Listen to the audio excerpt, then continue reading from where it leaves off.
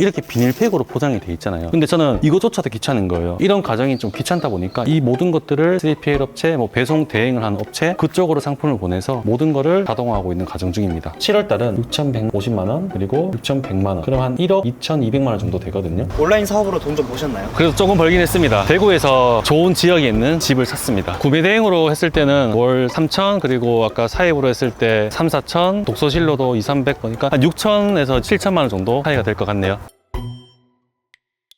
안녕하세요.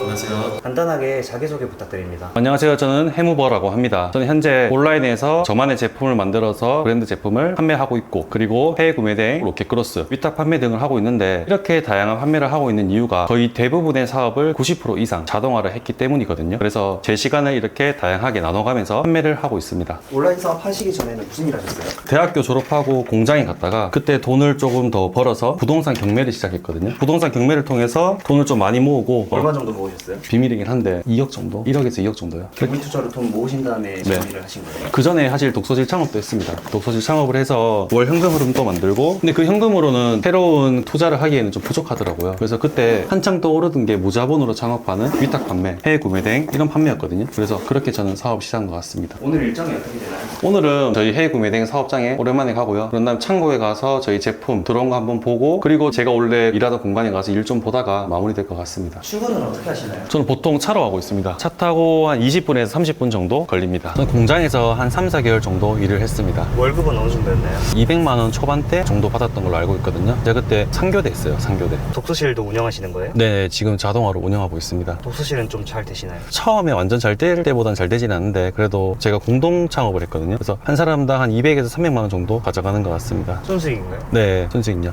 온라인 사업을 시작한 이유가 있으실까요? 아무래도 저는 계속 투자를 하고 싶은데 독서실 수입으로는 제 생활비만 나가고 투자하는 비용을 모으기가 쉽지가 않더라고요. 그래서 제가 그때 수중에 가지고 있던 돈이 2천만 원, 3천만 원 정도 있었는데 그때 또 한창 붐이었던 게 돈이 없어도 창업이 가능하다라고 유튜브에서 광고를 많이 했거든요. 그래서 저는 그때 온라인 사업에 배량 위탁으로 진입을 했던 것 같습니다. 여기가 제가 일하는 구매대행 사업장입니다. 제 컴퓨터는 따로 없고 제 일하는 곳이 따로 있거든요. 사입도 하시지 않아요? 여기는 일단 구매대행 사업장이고 사입하는 사무실 따로 있거든요. 그쪽에 가서 또 말씀 나누시면 좋을 것 같아요. 구매대행이랑 사입장을 구분하신 이유가 있으실까요? 저만의 시간을 확보하기 위해서가 가장 큰 것 같아요. 왜냐면 저는 목표하는 수익이 있는데 해외 구매대행 사업장에서 제가 자동화를 아무리 했다라고 생각을 해도 그 안에서 직원분들하고 얘기를 하고 같이 고민을 하고 그런 시간들이 생각보다 길더라고요. 이렇게 하면 제가 새로운 사업을 도전하지도 못하고 도전하더라도 성공을 못 시킬 것 같은 거예요. 그래서 비용이 들더라도 완전히 공간 분리를 시키고 거기서 업무를 저 혼자 보기 시작했습니다. 그럼 구매대행 사업장은 잘 안 가시나요? 보통 많이 가면 2주에 한 번이거든요. 근데 안 갈 때도 있습니다. 그러면은 주로 구매대행 사업장 말고 바로 사입 사무실로 이동하시는 거예요? 저는 보통 그렇죠.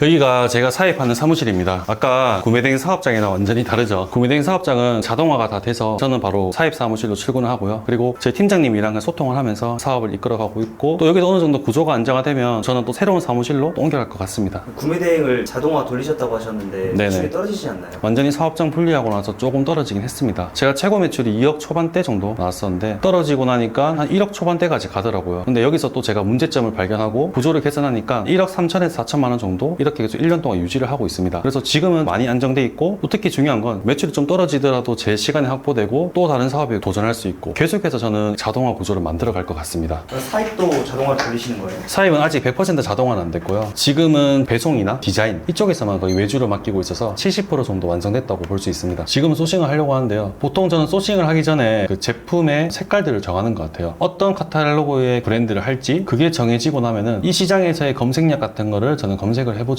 그래서 제가 만약에 이 제품을 브랜드로 판매를 할 거다라고 하면은 브랜드 전략으로 가는 거고 아니면 단순히 로켓크로스로 판매를 할 거다 하면은 로켓크로스 전략으로 가는 거예요. 근데 제가 만약에 이번 겨울에 로켓크로스로 패션 잡화를 판매를 한다 생각하고 소싱을 해보도록 할게요. 소싱하는 사이트에 검색을 해보니까 가디건이란 키워드가 좋은 것 같다라고 가정을 해볼게요. 그러면 가디건을 일단 네이버에서 한번 검색을 해보고 그리고 쿠팡에서도 이렇게 검색을 해봐요. 물론 시크릿 모드 이런 데서 검색을 해야겠죠. 실제로는요. 검색을 하면서 제품들의 특징을 먼저 파악하거든요. 그래서 뭐 여성 제품인지 남성 제품인지 오버핏인지 아니면 일상 제품인지, 로켓 배송 딱지가 몇 개인지, 판매자 로켓은 몇 개인지, 판매자 로켓의 1등, 2등, 3등, 4등, 5등의 리뷰 수는 몇 개인지, 여기서 제품의 가격이라든지 특징들 이 정도만 파악을 하고 저는 바로 1688 사이트로 들어갑니다. 예를 들어서 가장 무난하게 이런 상품들이 잘 팔리고 있다, 바로 캡처를 합니다. 이 상품을 저장을 하고요. 그런 다음에 1688 사이트에 들어와서 여기 카메라 버튼이 있어요. 이 카메라 버튼이 뭐냐면 어떤 제품이든 찾을 수 있는 그런 버튼이에요. 이걸 클릭하면 아까 제가 캡처한 사진들이 나오죠. 이거를 클릭을 합니다. 그러면 완전히 똑같지 않지만 아까하고 비슷한 모양의 상품들이 나오거든요. 여기서 제가 무난하게 팔릴 수 있을 만한 상품을 찾아봅니다. 근데 여기서 저희가 먼저 선행되어야 될 건 뭐냐면 아까 전에 쿠팡에서 봤을 때 그 판매자 가격이 27,800원 정도 나왔어요. 근데 그거 말고도 다른 상품들을 비교해 봤을 때 대략적으로 한 2만원 초반, 싸면은 만원 후반대 정도의 판매가 되는 걸 파악을 했어야 되거든요. 그러면 이거를 계산식에 넣어 봤을 때 얼마 정도의 소싱을 해야겠구나 라는 거를 바로 파악을 해야 됩니다. 쿠팡의 특징이 뭐냐면 특히 이런 옷 같은 경우에는 너무 고관여적인 상품이 아니란 말이에요. 기능적인 상품 그런 게 아니고 무난한 상품들을 싸고 빠르게 구매하고 싶은 고객들이 구매한다라는 특징이 있거든요. 1688 사이트를 보면서 그 가격대에 있는 상품들 중에서 가장 무난하고 잘 팔리는 상품들을 찾아주시면 돼요. 예를 들어서 이 상품이라고 해볼게요. 판매자한테 대화해서 이 상품을 가져오는 그런 사입 절차를 진행합니다. 그리고 또 추가적으로 팁을 드리자면 이런 의류나 공산품들이 품질이 매우 상이합니다. 지금 이 제품 보시면 품질 되게 좋아 보이죠. 근데 실제로는 이 정도 품질이 안 나올 확률이 매우 높습니다. 1688 같은 경우에는 90% 이상이 공장이 아니고 대부분 중개업자거든요. 그리고 공장마다 똑같이 보이는 원단이어도 정말 다 다르게 만들어서 보내줍니다. 그래서 저희는 1688 판매자한테 항상 물어봐야 돼요. 실제 사진 보내달라고요. 그렇게 해서 한 50%, 70% 정도는 사전에 거르고 구매를 할 수 있거든요. 그래서 꼭 물어보셔야 됩니다. 이렇게 물어보면은 다 보내주시나요?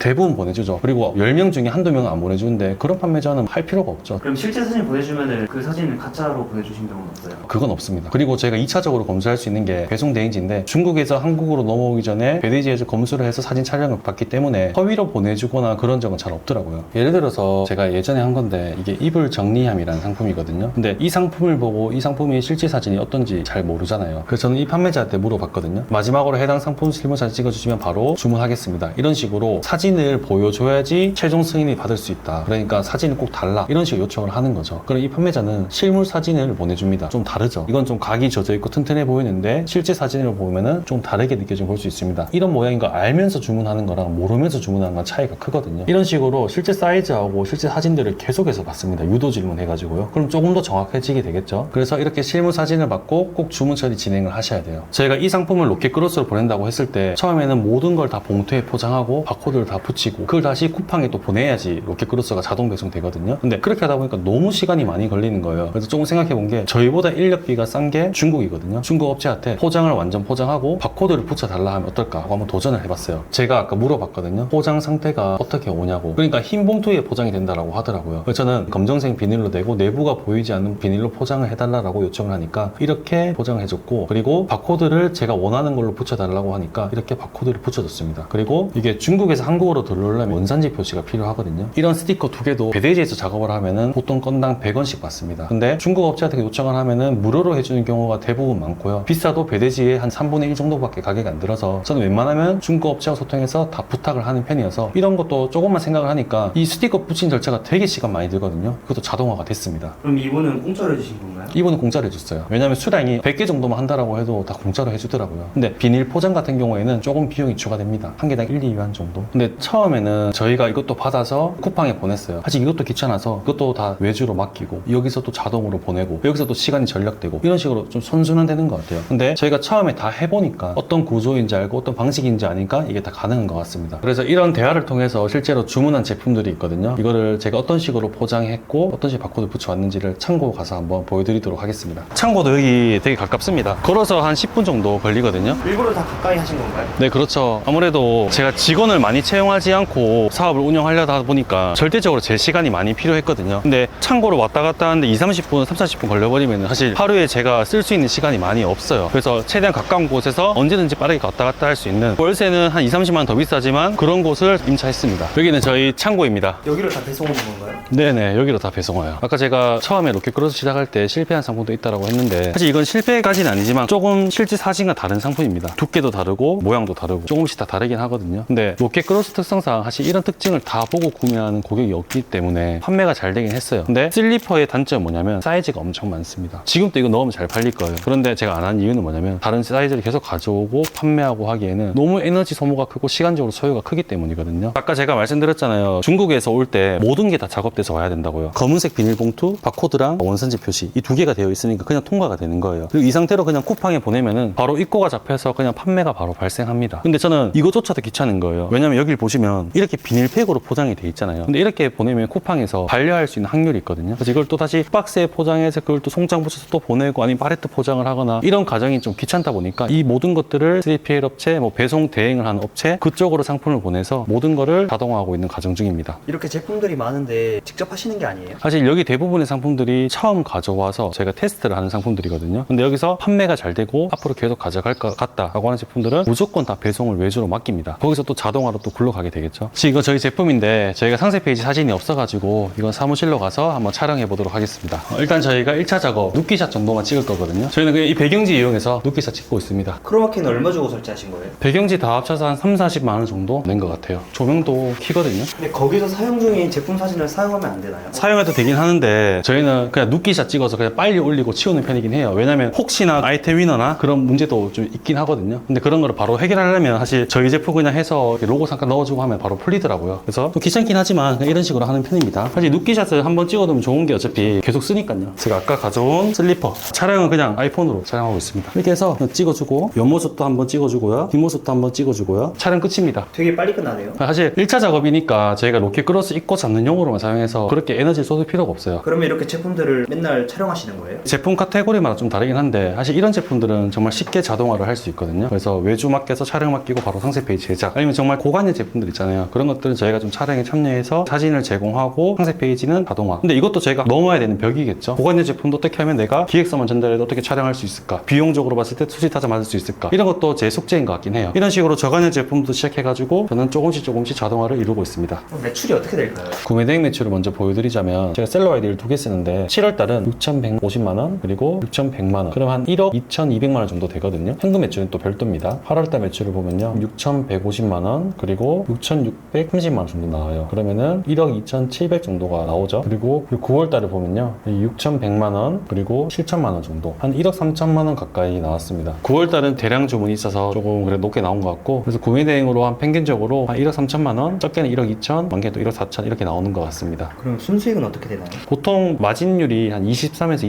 25% 되거든요. 그러면 한 3천에서 4천 사이 왔다 갔다 하는 것 같네요. 사입 매출은 어느 정도 나오나요? 일단 저희 브랜드로 나오는 거는 쿠팡으로 봤을 때 한 달에 잘 나올 때 1억, 스마트스토어로는 4천 정도 나오는 것 같아요. 여기서 다른 오픈마켓들, 오늘의 집, 11번가 ESM 다 합치면 한 1,000만 원 정도 나오는 것 같고, 그리고 저희가 또 공구 같은 것도 진행을 해요. 그렇게 하면은 많이 나왔을 때는 1억 7천만 원 정도까지 나온 것 같아요. 근데 이게 잘 나올 때도 있고 또 비수기도 있잖아요. 조금 안 나올 때 매출을 좀 보여드리자면 8월달 매출 보여드리자면 7천만 원 정도 나왔어요. 쿠팡에서요. 그리고 스마트스토어에서는 한 2,400만 원 정도 나왔어요. 그러면은 한 9,400만 원, 9,500만 원 되는데, 여기서 또 ESM이랑 11번가 다 합치게 되면 1억 이상 정도. 그래서 저희는 1억에서 1억 5천만 원 정도 사이를 왔다 갔다 하는 것 같습니다. 광고비를 써서 매출을 키우는 방법도 해서 매출 키운 적도 있거든요. 근데 그렇게 하기보다 수익에 좀 집중을 해서 수익률을 계속해서 어떻게 하면 끌어올릴지, 광고비 어떻게 하면 더 적게 쓸지, 이거에 대해서 계속 고민을 하면서 사업을 진행하고 있습니다. 그리고 저희가 올해 3, 4월, 5월쯤에 로켓크로스를 좀 일반 제품으로도 매출 낼 수 있을까 테스트 해보려고 상품 판매를 했거든요. 그러니까 4월달에 매출 2,500만 원, 그리고 5월달에 매출이 3,180만 원 정도 나왔습니다. 근데 이렇게 5월달 매출 찍고 바로 사업을 그만뒀거든요. 왜냐면은 이렇게 매출을 벌려고 들어간 에너지품도 클 뿐더러 장기성도 없다고 판단을 했기 때문이에요. 그런데 계속 사업을 진행하다 보니까 이런 식으로 판매를 하면은 매출이 정말 이 수준이 아닌 억대로 갈 수 있겠다는 생각이 들어서 올해 겨울에는 완전 터트려볼 전략을 가지고 로켓크로스를 한번 해볼 생각입니다. 또 그리고 저희가 이렇게 사업을 하다 보니까 점점 저희의 무기들을 장착해 가야 되잖아요. 그래서 이번에 또 새롭게 브랜드를 출시하는데, 이제는 KC 인증의 벽을 넘어서 단순 공산품이 아니고 그런 거를 빠르게 인증받아서 가져오는 방법들을 알게 돼서 이제 새로운 브랜드에는 또 새로운 전략으로 더 높은 매출을 목표로 해서 갈 예정입니다.